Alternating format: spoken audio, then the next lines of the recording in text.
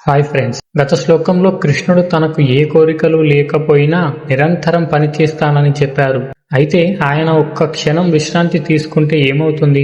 ఆయన పని చేయకపోతే ఎవరికి నష్టం అని మనకు అనిపించవచ్చు. దీనికి సమాధానంగా ఈ శ్లోకంలో కృష్ణుడు ఒక గొప్ప బాధ్యత గురించి మాట్లాడారు. లోకమంతా ఎవరిని చూసి నడుచుకుంటుందో ఆ వ్యక్తి ఎంత జాగ్రత్తగా ఉండాలో ఈ రోజు తెలుసుకుందాం. ముందుగా శ్లోకం అర్థం ఏంటంటే, ఓ పార్థ, ఒకవేళ నేను ఎప్పుడైనా ఆలస్యం చేయకుండా అప్రమత్తంగా కర్మలను ఆచరించకపోతే మనుషులందరూ అన్ని విధాలా నా మార్గాన్ని అనుసరిస్తారు. అంటే వారు కూడా పనులు చేయడం మానేస్తారు. దీని అర్థం ఏంటంటే, కృష్ణుడు ఇక్కడ అతంద్రితం అనే పదాన్ని వాడారు.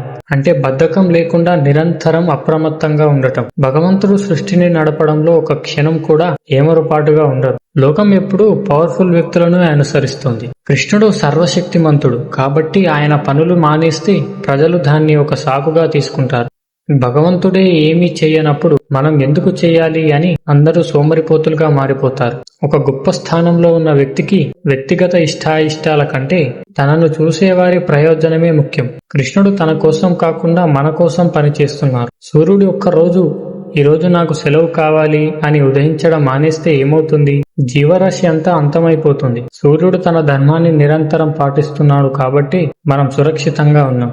ఇంట్లో తల్లిదండ్రులు క్రమశిక్షణ తప్పితే పిల్లలు దాన్ని అలవాటు చేసుకుంటారు.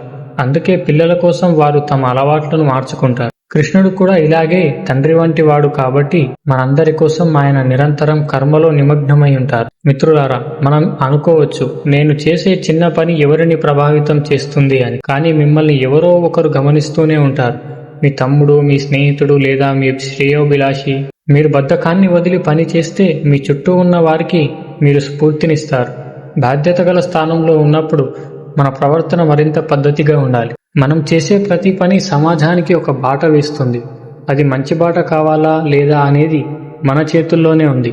ఒకవేళ ఈ లోకంలో కర్మల చక్రం ఆగిపోతే సమాజం ఎలా నాశనం అవుతుందో తర్వాతి శ్లోకంలో కృష్ణుడు చాలా అద్భుతంగా వివరించారు. అదేంటో తర్వాతి వీడియోలో చూద్దాం. జై శ్రీకృష్ణ.